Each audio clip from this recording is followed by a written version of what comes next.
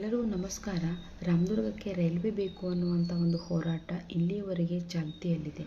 ಯಾಕೆ ಅಂತಂದರೆ ಶ್ರೀಯುತ ಕುತುಬುದ್ದೀನ್ ಕಾಜಿಯವರ ನೇತೃತ್ವದಲ್ಲಿ ನಡೆದಂತಹ ಒಂದು ಬೃಹತ್ ಹೋರಾಟ ಇಲ್ಲಿವರೆಗೂ ಗಣನೆಗೆ ತೆಗೆದುಕೊಂಡಿಲ್ಲ ಅನ್ನುವಂಥದ್ದು ನಿಜವಾಗ್ಲೂ ದುಃಖಕರ ಸಂಗತಿ ಅಂತಲೇ ಹೇಳಲಿಕ್ಕೆ ಇಷ್ಟಪಡ್ತೇನೆ. ರಾಜ್ಯ ಸರ್ಕಾರ ಆಗಿರ್ಬೋದು ಹಾಗೂ ಕೇಂದ್ರ ಸರ್ಕಾರ ಆಗಿರ್ಬೋದು ಇಲ್ಲಿಯವರೆಗೆ ಆ ಒಂದು ಹೋರಾಟಕ್ಕೆ ಸ್ಪಂದನೆ ನೀಡ್ತಿಲ್ಲ. ಹಾಗಾಗಿ ಇನ್ನು ಮುಂಬರುವ ದಿನಗಳಲ್ಲಿ ಈ ಒಂದು ಹೋರಾಟ ಬಹಳಷ್ಟು ತೀವ್ರಗೊಳ್ಳಲಿದೆ. ಯಾಕೆ ರಾಮದುರ್ಗಕ್ಕೆ ರೈಲ್ವೆ ಮಾರ್ಗ ಬೇಕು ಅನ್ನುವಂಥದ್ದೊಂದನ್ನು ಸ್ಪಷ್ಟೀಕರಣ ಮಾಡಲಿಕ್ಕೆ ಇಷ್ಟಪಡ್ತೇನೆ.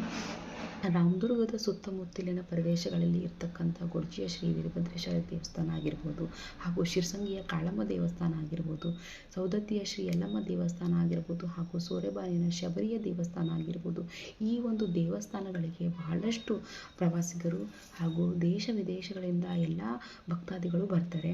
ಪ್ರತಿಯೊಂದು ತಿಂಗಳಿಗೂ ಅಮಾವಾಸ್ಯೆ ಹಾಗೂ ಹುಣ್ಣಿಮೆಗೆ ಬಹಳಷ್ಟು ಸಾರಿಗೆ ಅವ್ಯವಸ್ಥೆ ಆಗುವುದರಿಂದ ಅವರು ಕೂಡ ಈ ಒಂದು ಅವ್ಯವಸ್ಥೆಯನ್ನು ಕಂಡು ಬಹಳ ಬೇಜಾರು ವ್ಯಕ್ತಪಡಿಸ್ತಾರೆ. ಈ ಒಂದು ನಿಟ್ಟಿನಲ್ಲಿ ರಾಮದುರ್ಗದ ಜನತೆ ಹಾಗೂ ಕುತುಬುದ್ದೀನ್ ಕಾಜಿಯವರ ತೀವ್ರತೆಯ ಒಂದು ಹೋರಾಟ ಈ ಒಂದು ನಿಲುವಿನಲ್ಲಿತ್ತು. ಹಾಗಾಗಿ ನಾವೆಲ್ಲರೂ ರಾಮದುರ್ಗದ ಜನತೆಯ ಪರವಾಗಿ ಹಾಗೂ ಶ್ರೀಯುತ ಕುತುಬುದ್ದೀನ್ ಕಾಜಿಯವರ ಪರವಾಗಿ ಇರ್ತೇವೆ. ಹಾಗೂ ಮುಂಬರುವ ದಿನಗಳಲ್ಲಿ ಈ ಒಂದು ಮನವಿಯನ್ನು ನಾವು ಗಮನಕ್ಕೆ ತೆಗೆದುಕೊಂಡಿಲ್ಲ ಅಂತಂದರೆ ಹೋರಾಟ ನಿಶ್ಚಿತ ಅಂತ ಹೇಳಲಿಕ್ಕೆ ಇಷ್ಟಪಡ್ತೇನೆ.